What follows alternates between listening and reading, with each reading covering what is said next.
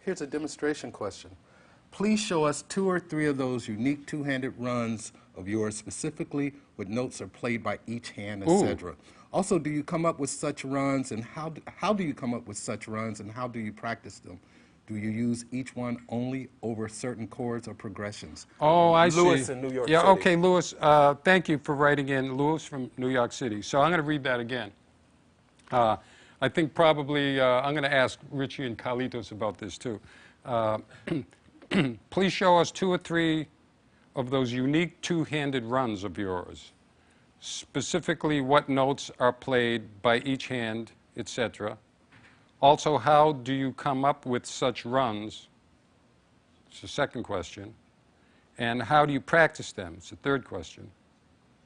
Do you use each one only over certain chord progressions? That's a fourth one. So I'm going to cover that real quickly and then talk about it just a bit, because I think I get asked that kind of question a lot. Just real quickly, here's what it is. Let me take one question at a time. Okay, a two-handed run. That's that idea of making a scale or an arpeggio, and rather than going, let's see,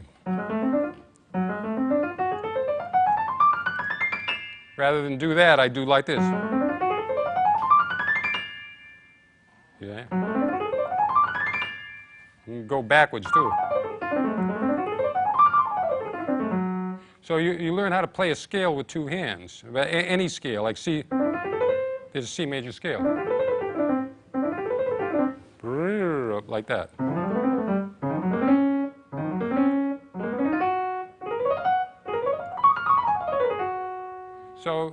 So playing with 2 hands has certain advantages.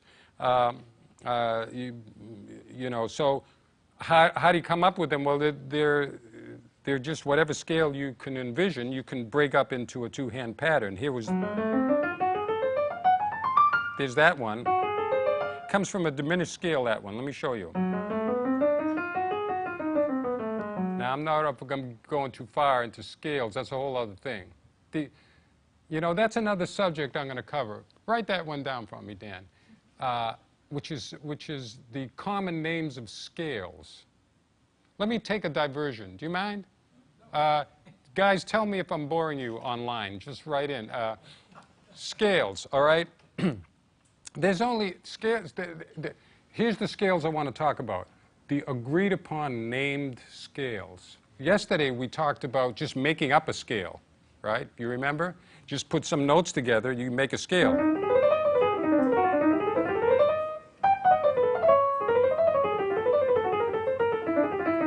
Who wants to analyze that? You see what I mean? But it kind of felt good. But it's nice to, here's my point. It's nice to know the basic nomenclature that the culture has developed. It's nice. That's what you learn in school. And it's nice to know that you can communicate with orchestral conductors and other musicians who use these terms, right? So you have major scale.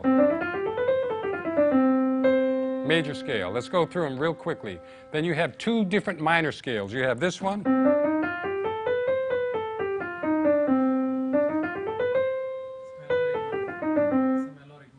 That's called the melodic minor with the B. And then you have the one with the... That's a minor. That's called the what? That's just a regular minor scale. Regular minor, yeah, but there's a... Harmonic minor. No, this is the harmonic minor. That's a harmonic minor. That's harmonic minor, they call it. I don't know why. You have to look that up in the Harvard Dictionary. Now this one. Jazz minor. That's just minor. Yeah. But it's not a natural minor. Okay. All right, natural minor. So there's, but let's go quickly. This is 1 minor, and then it's another minor. Now after the major and 2 minor scales, there's only a few other ones that are very common. One is a whole tone scale. So that's a whole tone, that's a half tone. So here's a whole tone scale. Now one octave at a time. Right? And there are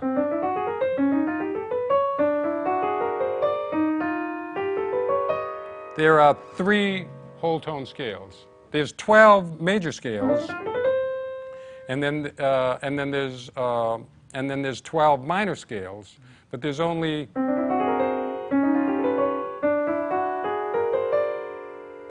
three whole tone scales. This is called a whole tone scale. All right? All right, now, the scale I came off of with my example was a diminished scale. And a diminished scale goes whole step, half step, whole step, half step, whole step, half step, whole step, half step, whole step, half step. Now with harmonies starting from maybe around Debussy and through jazz, this diminished scale is, well, all the scales, but the diminished scale has come into quite a use. In jazz, when you have dominant seventh chords, diminished scales are used quite a bit.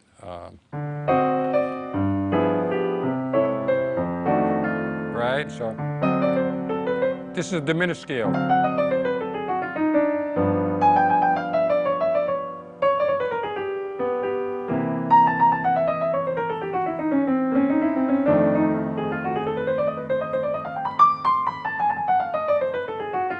All right, so this, the two-handed thing I was playing for you was this one. That's part of a diminished scale. And if you go down in diminished degrees or up in diminished degrees, you can do.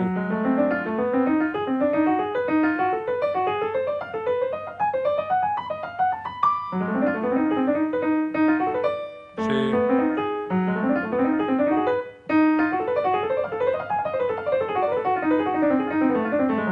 Now there are endless practices that you can do to do that. You just put some scale together, I mean some combination of notes, and then work it out. Like, there's that two-handed. The next one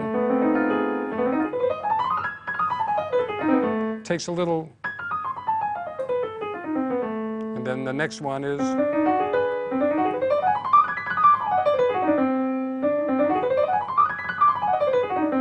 so that's two-handed stuff and scales, and you can just work out what you like on it. Let's see, did I answer it?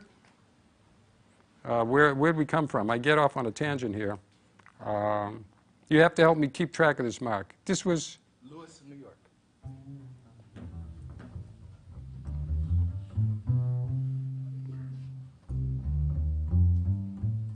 this. Where did it go?